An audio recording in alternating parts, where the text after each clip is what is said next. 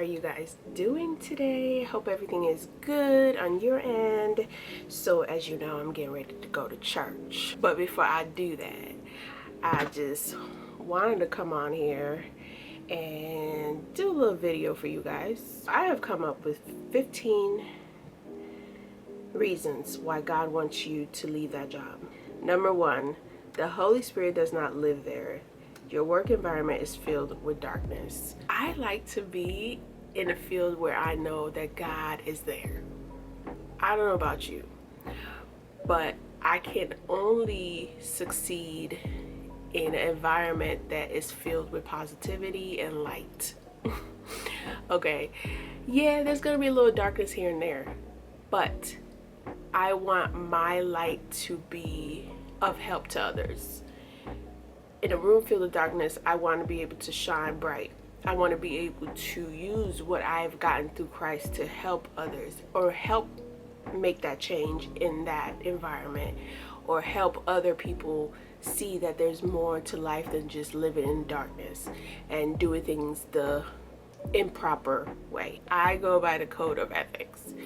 When the ethics are not being followed, I'm not jeopardizing my career for that. I went to school for this. I have a degree in this. I don't want anything to hinder me or make me lose my career path at all.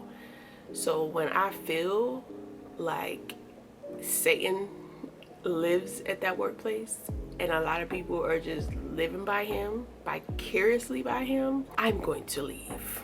That's just me. That is just me. Number two reason, there's more chaos than structure, lack of foundation. I don't mind dealing with chaos, and chaos is okay. You know, if you're able to find peace in chaos, that's on you. That's you. You have found what works for you, and I'm happy for you. But for me, in the midst of chaos, there has to be a time when everything is just balanced out. If there's constant disorganization, constant messiness, no structure, I can't live like that because I'm a very organized person. So I don't know how to live in a chaos or a chaotic place for too long. I have to find a place where there has to be peace coming some way, somehow. And if there isn't, I can't stay, because that's gonna get me to the point where I can't mentally think properly.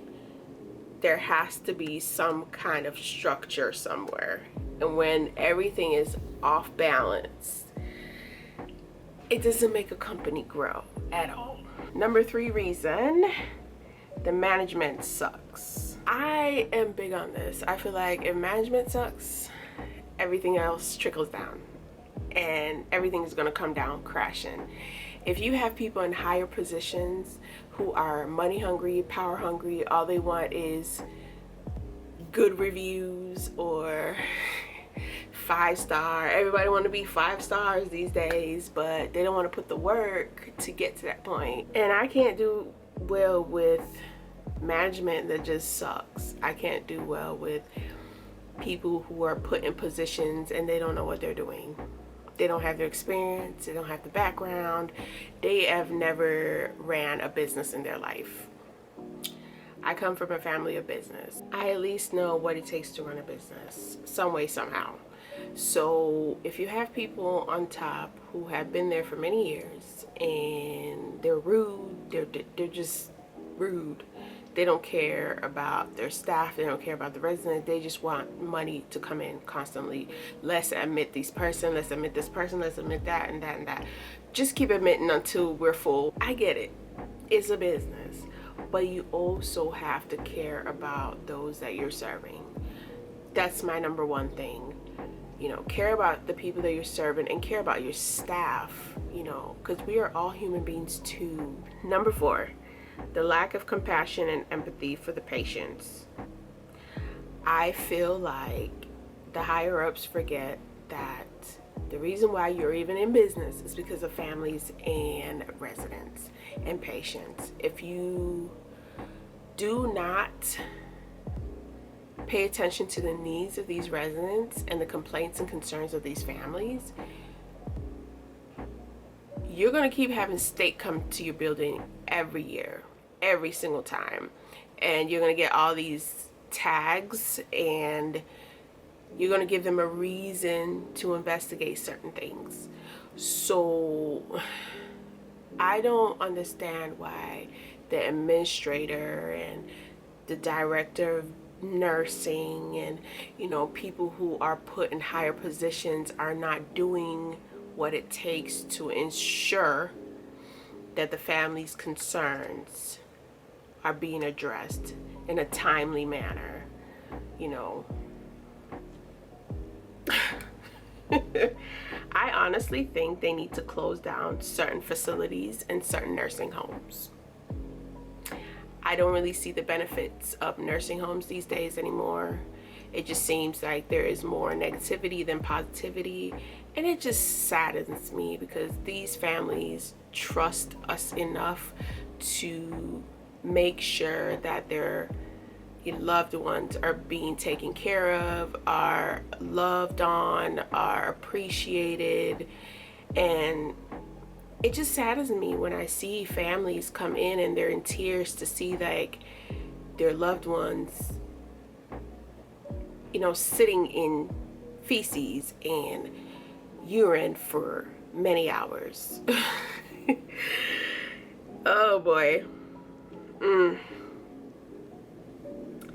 I really hope that my videos will motivate people to have more passion and compassion for human beings and those who are vulnerable, and, you know, those who don't have a voice for themselves. Like, how would you feel if that was your parents? How would you feel if the roles had changed and you were in the position of these people that you're caring for?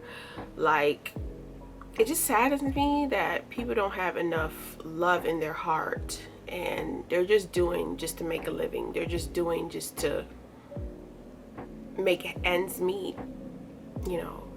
And for us people who have passion and who care and who actually have a purpose in making sure that people are comfortable, it just saddens me to see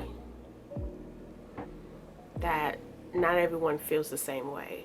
Number 5, the company is only business driven. So just like I said previously, if a company only cares about the money, they don't care about the people, it's just gonna go downhill. Don't expect your company to grow if you cannot actually focus and make the patient the main focus. Number 6, the ratings and reviews are very low. I feel like before you start any job, you should always look at the reviews. That's just me. I used to not do that until recently, and the reviews will tell you a lot, because honestly, not everybody who puts a review out there is lying. I kid you not. And I have been a witness of that. Like, a lot of times when I read the reviews, I have to kind of see it from a different perspective. Being in the health field, you can't please every family. But I also know the health field is a very difficult field to be in. And since COVID started, a lot of things have changed. There's a lot of people that don't want to work in the health field no longer, and it's sad, but that is the reality of everything. If a company has more complaints than praises and thanks, it's a red flag, and you have to really look closely. Do you really want to work with a company that has a lot of bad reviews? I mean, terrible. Like, you can't even find one good one. I personally don't want to put my name in or represent a company like that, because I'm a woman of dignity and I really honestly do things by the book. And for families to constantly complain and say certain things, it just hurts me. It just makes me feel some type of way, because I'm like, dang, I work with a company like that, and you have families telling you, oh my gosh, why do you work with them? You are too good. I suggest that you quit and you find somewhere else. You know, things like that. It's sad. It's very sad, and it hurts. You know, because you're just like a new person coming in and you're like, what? Like, what? Number 7, the rapid turnover rate. All I'm gonna say is run. Just run, because that's a company that wants to put everything on you. They want to stress you. Like, they literally want to stress you. That's how you know that a lot of their workers are burnt out. If you have staff and coworkers who are just walking out the job without even putting their resignation, without even telling nobody nothing, and they're just walking out,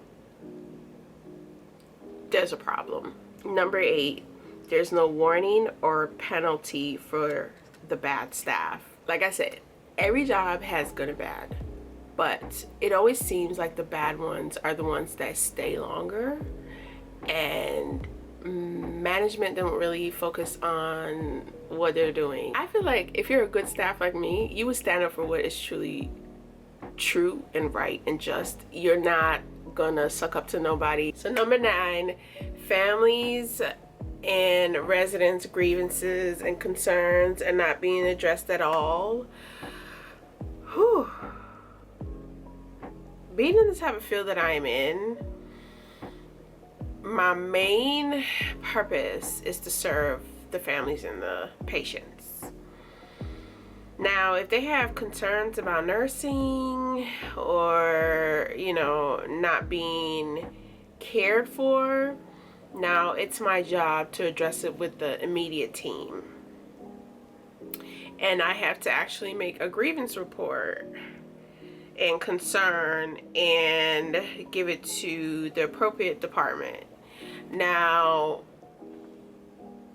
if you work for a company that is not really good at keeping up with their grievances and concerns, it can be a big issue for you.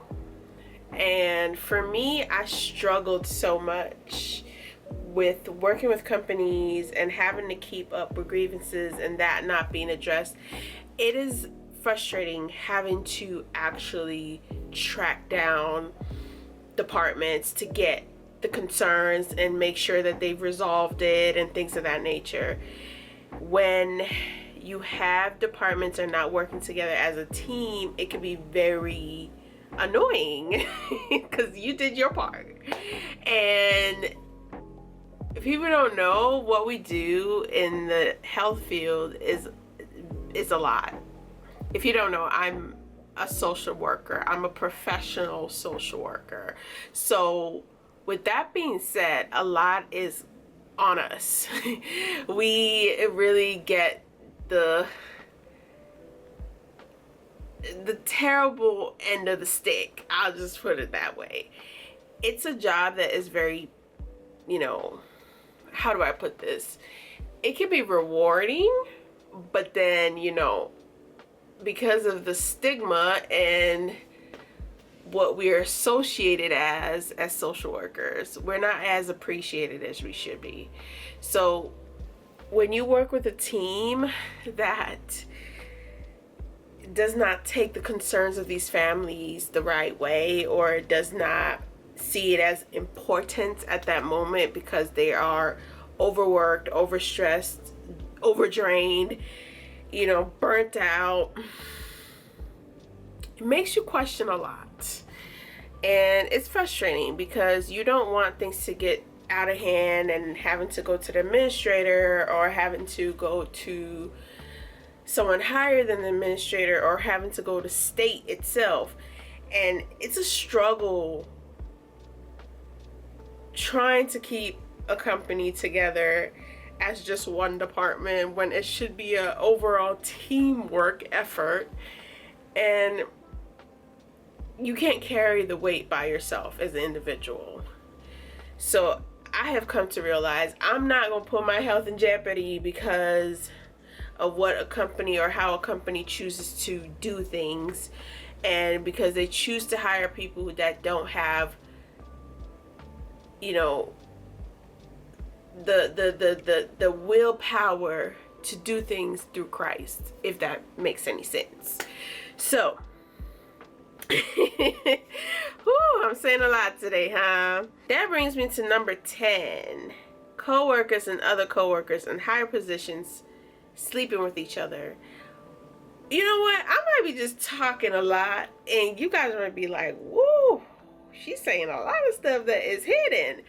But look, I'm gonna put it in the open. I have not had to deal with such nonsense until as of recently. I'm used to keep my personal business my personal business, but I guess everybody's not the same. And I just don't like that there are people's business out there that shouldn't be out here. And it just makes me not respect the person, or even the person bringing this to me. Certain situations and certain news like that should not be coming to me. That is just beyond, that is like terrible. I don't like gossip. I'm not a gossip type person. I don't like to feed into it. So I like to just turn my head to another way and just keep doing my work. I came to do my work. I came to do my work, and I came to be of service to these people. I did not come to gossip and know who's sleeping with who and who I need to watch out for. Let me be the judge. Let me see people for who they are. If you're doing certain things like that in a job, that is very unacceptable, and that is not only out of character. You need to be fired and stripped out of your position ASAP. Point blank, period. Because there's no way you should be at your job field sleeping with your coworkers. It don't make no sense. That brings me to number 11. There's no respect for one another. Too many gossips going around. When you are in a field and in a facility where people are constantly gossiping, you feel like you're in some kind of dramatic show, it's time to leave. Like, especially if you're being put in the mix of things that you shouldn't be in the midst of, and in the midst of. It can be very distracting to what God has placed you to do in that facility, which is to help those in need. Going back to that. Help those in need. Number 12, you find yourself digressing instead of progressing. If I feel like where I'm placed is hindering my progress, I feel like everything I'm learning is going out the window. Instead of me developing, you know, new ways of doing things, and it just like sharpening my wisdom and knowledge and everything that I've already learned in the past, and me adding to all of that. If I feel like I'm not benefiting in that kind of sense where like it's being added to me, I'm learning, I'm growing, I'm getting better than before, what's the point of me being there? If it's hindering me and I feel stuck and I feel suppressed and I feel like if I'm focusing more on how terrible the job is and how terrible the company is, instead of me being able to focus on what the task is at hand, it's a problem. That company needs to be shut down, period.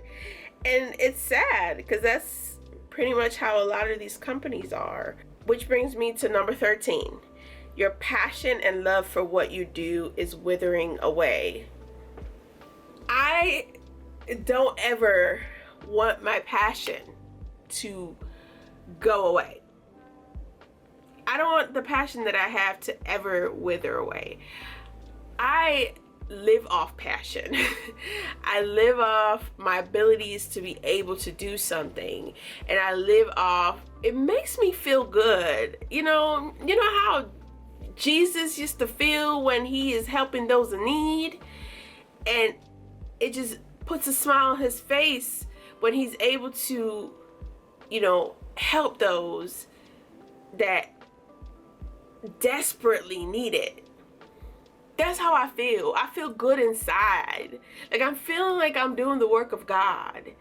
But it's just like when I'm having to focus on everything of the devil that is in the midst of me, from gossip to the destruction of the company, I don't want my name to ever be a part of that. Like, at all. If I cannot focus on putting my passion out there and being who God has called me to be in every walk of my life, including wherever I'm positioned at that very moment, I'm going to leave that company, because it's like a waste of my time and my effort. It's like, what use am I? I can't change it. I can't change it. It ain't my mama and my daddy's company. But it's sad, because this is the reality of the workforce. Like, it really is. I generally believe when the passion is starting to go, you're going to start getting burnt out and stressed. And you don't want to get to that point. So that brings me to number 14. When you're feeling highly stressed and then you're burnt out, and you no longer have that emotional side of you there anymore, the compassion is no longer there, the light is dimmed, it's gone. You then start to act in a way that doesn't correlate to who you are. Like, you get angry quickly, you're snapping quickly, you're getting sad, and you're not happy there. You're just not happy there. You just come to work, making money, close your door, do what you gotta do, and keep it moving. It's sad that people actually live like that in this work field, and I don't ever want to be like that. I want to wake up every day knowing that, you know what, I'm going to bless a life today. I'm going to help a life today, and have a smile on my face. Be there to be a leader, be positive, you know, be the best that I can be throughout that day. If I feel like I cannot, and I feel suppressed to do so, I'm going to leave. And that brings me to the last reason why God wants you to leave that job. You have no time to take care of yourself and your mental well-being. Mentally, you have to be strong. Mentally, you have to be healthy. Mentally, you have to be okay and feel good within. Once that is gone, a lot of things happen, from sickness to inability to do your normal daily stuff. And I don't ever want to get to that point. I don't want you to ever get to that point. Which brings me to this as well. God is your ultimate provider. Do not sell your soul for a job. Do not sell your soul for $1.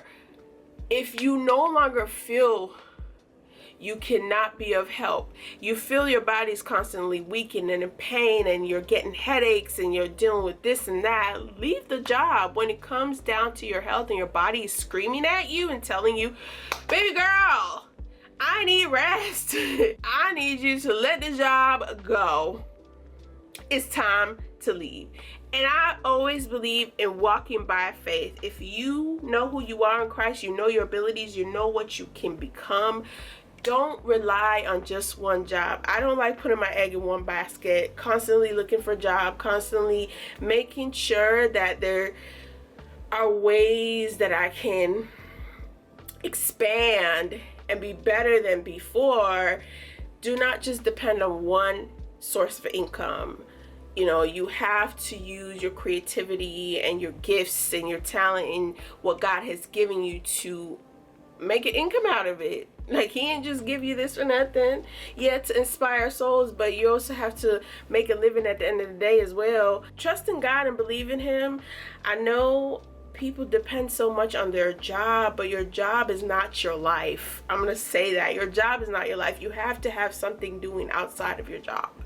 When it becomes a life of yours and that's all you have, when a situation happens where you end up getting fired, you know, are you going to in that moment see it as a blessing and try to figure out what plan B is? Or are you going to mope around and be so stuck and depressed to the point that you can't move on and you just feel like you're not worthy of living in this life? Because there's a lot of people who put their job first before themselves. And I'm here to tell you, like, if God is telling you to get out of that job and that situation, get out. Don't even question it. Yes, plan yourself accordingly and make sure you get a better job for yourself. But there's some situations where life won't even give you that chance to plan, that you might just one day just have a meeting with HR and they're like, you know what, we just think we need to just let you go. We no longer need your services. and then what? You know, so don't lean on your understanding. Lean on God. Pray. Constantly be in his presence. Know that you're worthy of much more, especially in the work field. Know that your abilities and your gifts are needed somewhere. If one job does not appreciate you, another one will. Your services are still needed out in this world. We need good people in the work field. We don't just need people who are just doing just to do. We need people who actually care like Jesus does. When you wake up each day and you go to work, are you like, dang, another day, another dollar? I can't believe I have to do this. Or are you going with a positive mindset, like, you know what, I'm gonna go in here and do my best and be my best and help those that I can help. I might not be able to please everybody, but I'm going to do everything according to Jesus Christ. So I'm going to leave you with this. Your job is not your life, baby girl. It's not.